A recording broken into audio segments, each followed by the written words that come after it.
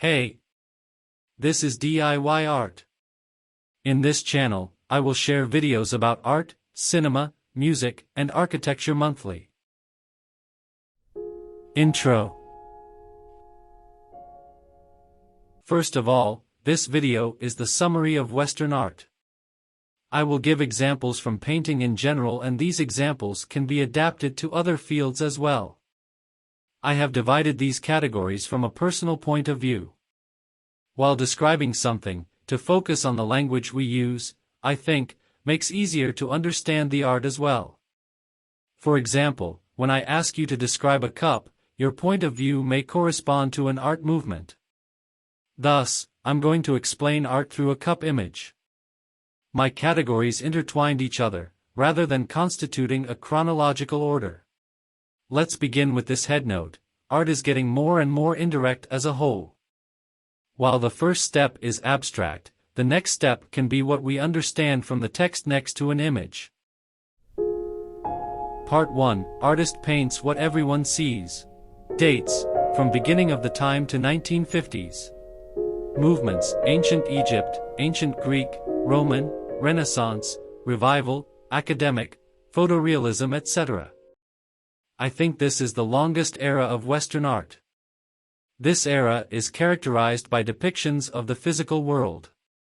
Everything from portraits to still life paintings, from figurative to historical paintings is included in this category.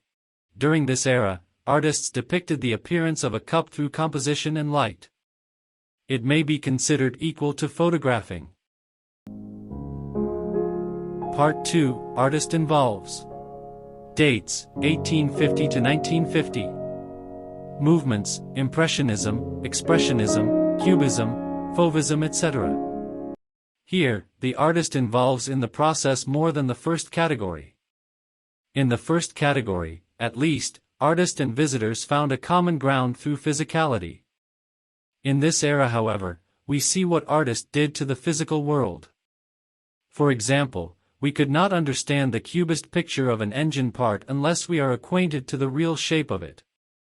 You may consider this approach as a social media filter or the abbreviations we use when writing. I took this era short, because, I think, it is the shortest but most effective era, as for the first time in its history, art was free of the obligation of having a common ground.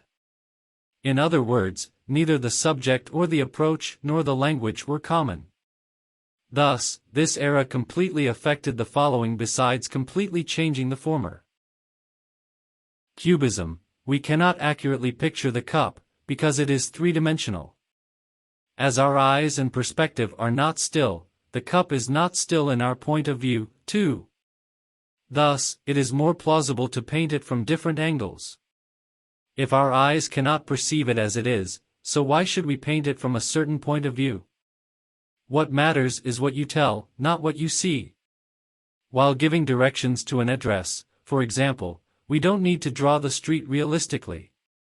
So if I ask you to describe this coffee cup, you say, it has a handle, a cavity, etc. The picture of the cup dovetails totally with its verbal definition.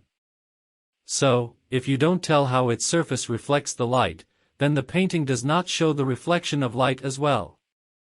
Impressionism: although the coffee cup does not change, the light does.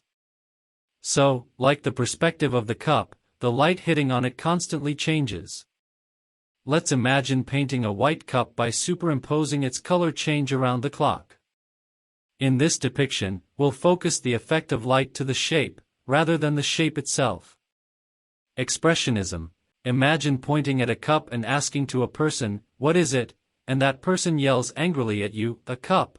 That answer would be true in terms of verbalization, however, the tone of the voice would affect us irrelevantly. Part 3. Artist exists: this is art because I say so. Dates: from 1900 to the end of the time. Movements: modernism, de style, minimalism, dada, surrealism, conceptual, fluxus, postmodern, abstract expressionism, etc. In this era, the story told is more important than the work itself. This art is based on the question, why is this an art? In other words, it is not possible to understand artists' intentions just from the artwork. It may be said that some works are called as art for just being indicated as art by art galleries and museums. During this era, the lines between subdivisions of art such as painting, sculpture, photography etc. fogged as well.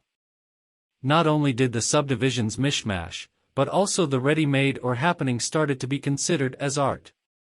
These are artworks which may be mistaken for a garbage unless you read the text next to it, or may push the boundaries in terms of conventional talent or intellectual value.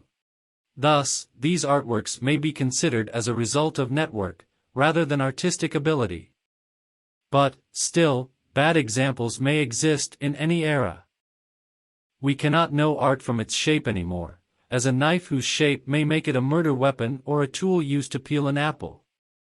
Likewise, you can use a cup as a pencil case. Then, the cup is no longer a cup, or the story we tell is no longer related to the normal concept of cup. Thus, the persuasive text is one step ahead of the image in this era.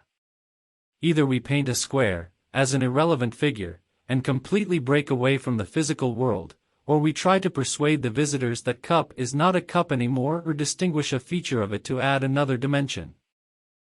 Abstract painting, for example, has a global approach on culture unlike local cultural references. Its artist justifies to do something which anyone can do as well.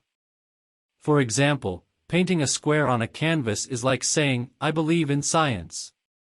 What matters is trying to find a language that everybody can relate to. What the artist says is equal to the way of saying it. Conclusion. With all these, I aim to make all clearer and easier to understand, besides constituting a road map for the future. So this is it. Thanks for watching. Please like and subscribe to my channel, and click the bell icon to get video updates. I have been also making games and art, so please also consider subscribing or donating to my Patreon page. Thank you for now, bye.